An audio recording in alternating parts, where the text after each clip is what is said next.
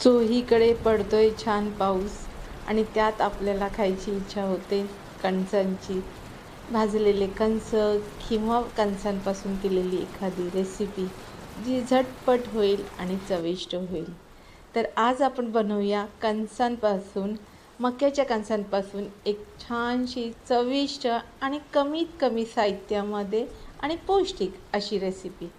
त्यासाठी कणस घेतलेली आहे. कणसांना तुम्हाला किसून घ्यायचं आहे, थोडं जाडसर किसायचं आहे, एकदम बारीक नाही किसायचं आहे.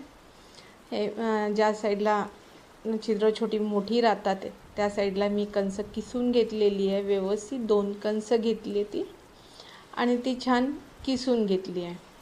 आता ही किसून घेतलेल्या कणसाला एकदम म्हणतो ना की कमीत कमी आणि ना मसाले ना काही नाही अशी पौष्टिक रेसिपी आपण करूया. त्यासाठी पॅनमध्ये तेल घेतलं आहे.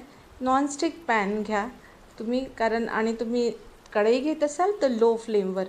आताही लो फ्लेमवर आहे, पण सुरुवातीपासूनच तुम्ही लो फ्लेम ठेवा. कढईमध्ये तेलामध्ये जिरं टाकलं आहे, मिरची टाकली आहे आणि बारीक चिरलेला कढीपत्ता. याला छानपैकी परतवून घेतलेला आहे आणि म्हणजे जोपर्यंत मिरची आणि कढीपत्ता व्यवस्थित होत नाही तोपर्यंत तुम्हाला परतवून घ्यायचं आहे.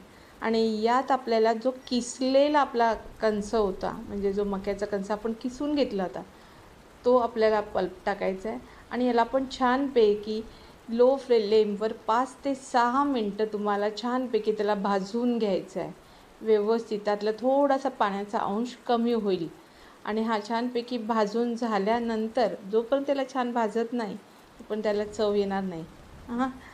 तर त्यामुळे नाही तर तुम्ही म्हणाल की काय भाजायला सांगितलं आणि बस मी केलं आणि मला चव मिळाली नाही त्याची.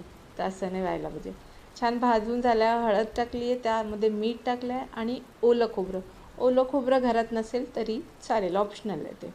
आणि त्यालाही परतवून घेतलेलं आहे व्यवस्थितपैकी. आणि त्यामध्ये नेहमी आपण जसं उपमा करतो तो पाणी टाकतो, यात पाणी न टाकता तुम्ही पाणी टाकू शकता, पण त्याची चव थोडी वेगळी लागेल. मी यात टाकलं आहे दूध. दुधाला काही गरम वगैरे करायचं नाही, साधं दूध आपल्याला टाकायचं आहे आणि त्यालाही छानपैकी परतवून घ्यायचं आहे. थोडंसं घट्टसर होईपर्यंत व्यवस्थित त्याला परतवून घ्या.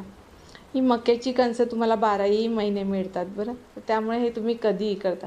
पण पावसाळ्यात थोडे ताजे मिळतात, तर त्यामुळे चविष्ट लागेल आपल्याला.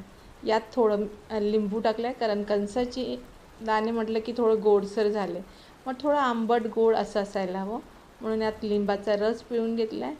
कोथिंबीर टाकली आणि परत थोडंसं यातमध्ये दूध टाकलेलं आहे, कारण दुधामध्ये जितकं व्यवस्थित ते शिजेल ते त्या क्रीमी स्ट्रक्चर येईल आणि त्याच्यामुळे ते अजून चविष्ट लागेल.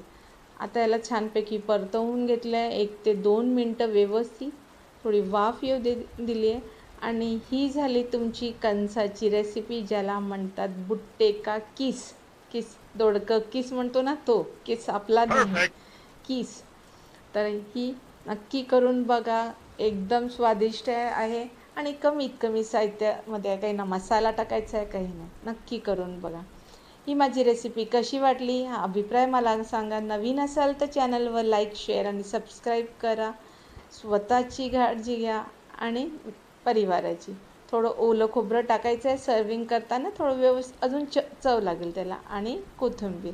नक्की ट्राय करा.